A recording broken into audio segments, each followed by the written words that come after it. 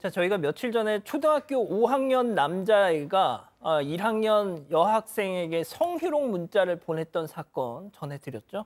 당시 많은 분들이 정말 공분하셨는데, 자, 오늘 제보 사건은 더 심각합니다. 이번엔 중학교 1학년짜리 남자아이가 초등학교 1학년 여자아이한테 이번에는 접촉까지 있었습니다. 팀장님. 그렇습니다. 피해 아동의 어머니에 따르게 되면 7월 30일 날 초등학교 1학년 딸아이를 아동센터에 데려다 주고 출근을 했습니다. 그런데 당시 아동센터 수업은 평소와 달랐다고 하는데요. 대기업 재단으로 후원을 받았기 때문에 강원도 영월내 4개 아동센터가 한 곳에 모여서 이틀 동안 합동 수업을 받았다고 하는데요. 총 50명의 학생이 받았는데 대부분이 초등학생인데 그중에는 중학교 남학생도 있었다고 하는데요. 사건이 있던 날은 합동 수업 둘째 날이라고 합니다. 어머니는 이제 오후에 아이를 데리러 갔다가 센터장한테 충격적인 얘기를 들었습니다. 센터장이 뭐라고 했냐면 오후에 있던 미술 수업 시간에 옆자리에 있던 중학교 1학년 남학생이 딸을 성추행을 했다. 이를 목격한 선생님한테 발각이 됐다는 충격적인 말을 들었던 것입니다. 자, 8살짜리 딸아이가 그것도 수업 시간에 사람들이 앞서 사진 보셨죠? 저렇게 많은 수업 시간에 성추행을 당했다.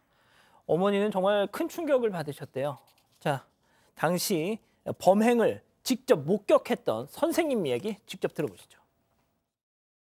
아이들 조가 왼쪽 줄에서 제일 앞에 조였어요. 저도 위치상으로는 대각선으로 보이는 위치였어요. 저도 모르게 이렇게 자꾸 눈여겨보다가 뭔가 자세가 조금 달라 보여서 이렇게 보니까 여자아이 손은 테이블에 두 손이 다 올라와 있었는데 남자아이는 한 손만 이렇게 올라와 있고 한 손은 보이지 않았어요. 내가 생각한 그런 건 아니겠지 싶어서 이제 그냥 내려놓은 손일 수도 있으니까 혹시나 해서 계속 지켜보는데 여자아이의 바지 이제 이렇게 아랫부배 부분 있잖아요. 바지가 이렇게 움직이는 거예요. 그냥 애들이 이렇게 손 넣어서 긁을 때 이렇게 하는 것처럼 이렇게 움직여서 내가 의심한 게 맞겠다 싶어서 바로 손을 잡았죠.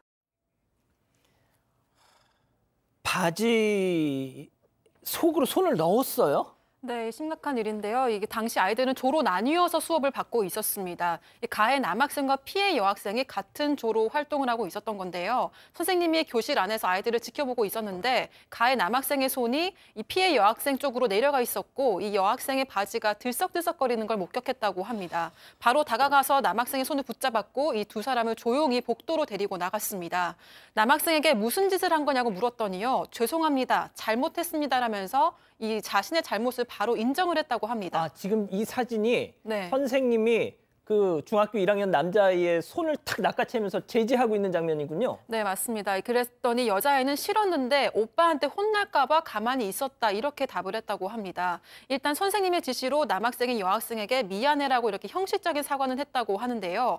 이후 두 학생을 분리 조치를 했고 선생님은 여학생에게 네가 잘못한 거 없다. 오빠가 무조건 잘못한 거라서 혼내줄 거다. 걱정하지 마라 이렇게 이야기를 해줬다고 합니다.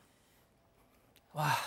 그런데 이 사건이 일어나기 전부터 그 담당 선생님과 피해 아동 어머님이 저 중학교 1학년짜리 남자아이를 계속 예의주시하고 있었다면서요? 네, 그 피해 아동 어머니에 따르면 가해 남학생하고 이 초등학교 1학년 여학생이 그 전날부터 같은 조가 됐습니다. 그런데 이 초등학교 1학년 아이가 얘기하기를 엄마 나 어떤 오빠랑 친해졌는데 그 오빠가 전화번호 따기 게임하자 그래서 전화번호 알려줬어 라고 얘기하는 거예요. 그 오빠 몇 살이야? 중학교 1학년 이렇게 얘기해서 좀 이상했다고 합니다. 왜 중학교 1학년이 초등학교 1학년하고 친하려고 하나 라는 생각이 들었던 거예요. 그런데 오빠랑 나 문자도 하고 영상통화도 했어 라고 얘기해서 엄마가 좀 이상하다라고 생각을 하고 있었고 또 담당 선생님도 이제 둘이서 안지도 별로 안 됐는데 계속 같이 붙어 다니길래 눈여겨서 보면서 또 결정적으로 식당에서 밥을 먹고 이동할 때 이 남학생이 여자아이의 팔을 계속 만지길래 그러지 말아라 라고 주의를 주었대요. 그래서 주의 깊게 살펴보고 있다가 바로 이 범행을 목격하게 된 것입니다. 정말 끔찍합니다. 끔찍해. 이 피해 아동 어머님은 분노가 머리 끝까지 차올랐지만 이 남자아이가 그래도 진심으로 반성한다면 한번 따끔하게 혼내시고 그냥 덮을까도 생각하셨답니다. 그래서 직접 대면하고 그런데 직접 이 남자아이와 대면하고 나서는 절대 용서하면 안 되겠다는 생각으로 바뀌셨다는 거예요. 체크포인트 짚어보죠. 뼛속 깊이 반성입니다. 어머니 얘기 직접 들어보시죠.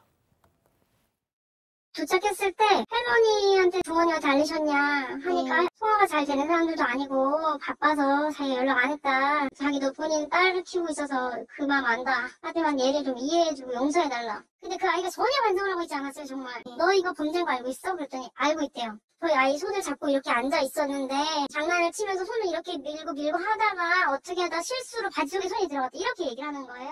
나중에 우는 소리, 정말 고개를 숙인 다음에 어깨를 들썩이면서 이런 소리를 내고 있더라고요. 어깨를 들썩이면서 저도 뼛속 깊이 반성하고 있습니다. 이렇게 하는 거예요. 너 이거 범죄인 거 알고 있어? 네, 알고 있어요. 자, 박 변호사님. 네, 범죄인 줄 알면서도 이 짓을 했어요? 그렇죠. 범죄인 거 알고 있냐라고 물으니까 알고 있다. 그런데 처벌받는 것도 알고 있냐? 알고 있다라고 얘기를 했다고 하고요. 이 왜 그렇게 됐는지 자세히 좀 설명해 달라고 얘기를 하니까 손을 잡고 있었는데 손이 미끄러서 바지로 들어갔다 이런 얘기를 합니다. 당연히 그게 말이 되냐고 따졌고요. 그러니까 그때 지금 좀 전에 얘기를 했는데 어깨를 들썩거리면서 뼛속 깊이 반성하고 있다 이렇게 얘기를 했는데 문제가 있습니다.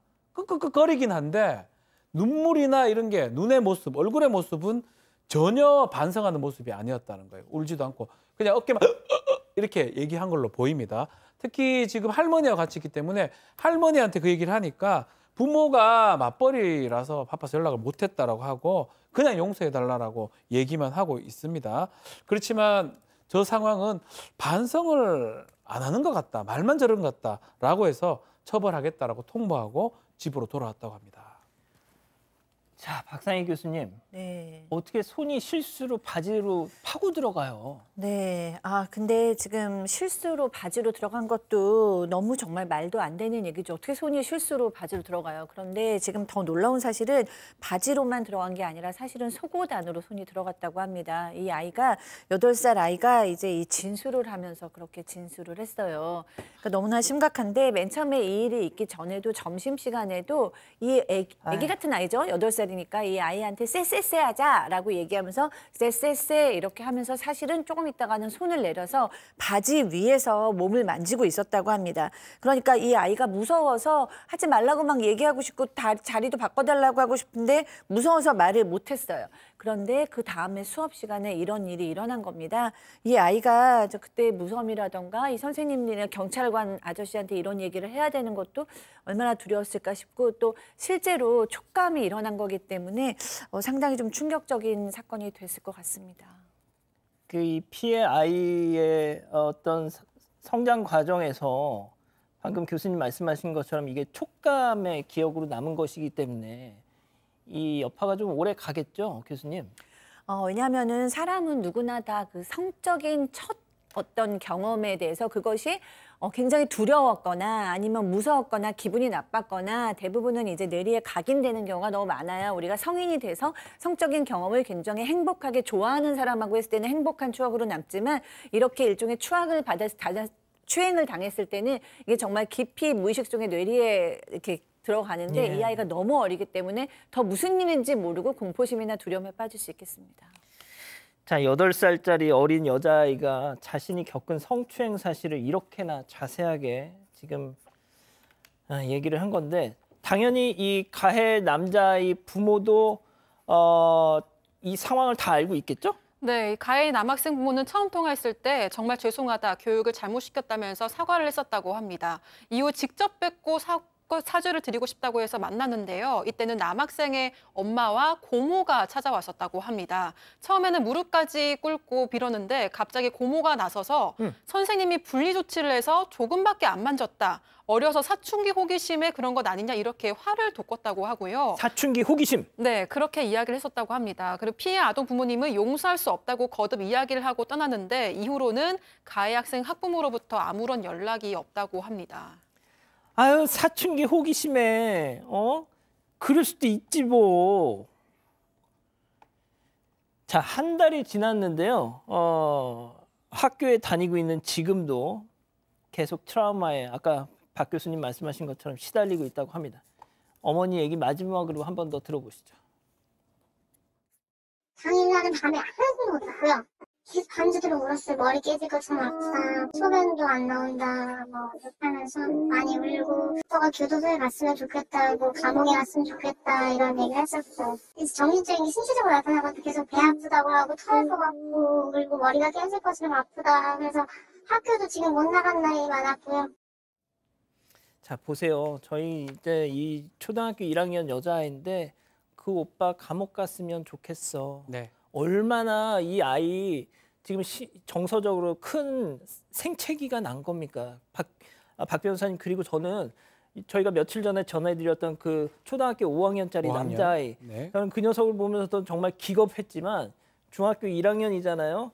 그것도 얘는 초등학교 1학년한테 도대체 중학교 1학년짜리가 초등학교 1학년이랑 왜 놀겠습니까? 그러니까요. 이거는 얘는 진짜 작정한 거예요. 저 그냥 솔직히 그냥 제가 느낀 대로 말씀드리고 싶습니다, 진짜. 자, 지금 이제 촉법 소년인 거 뭐 다 알 겁니다. 그렇기 때문에 이게 형사 처벌이 불가능한 상황입니다. 지금 소년부 송치된 상황이에요. 본인이 뭐 다 인정을 했다고 하죠. 그렇지만 진행자 얘기 좀 첨언을 하면 이게 발현된 게 나중에 큰 범죄로 갈 가능성이 좀 높아 보입니다. 당연하죠. 아주 어린 아이한테 접근하는 그런 범죄라고 보이죠. 그리고 지금 피해 아동이 가장 문제예요. 지금 항상 하는 배가 아프고 토할 것 같다. 그리고 잠 못 자고 계속. 그리고 소변을 잘 못한다고 합니다. 그런 일을 겪고 나서.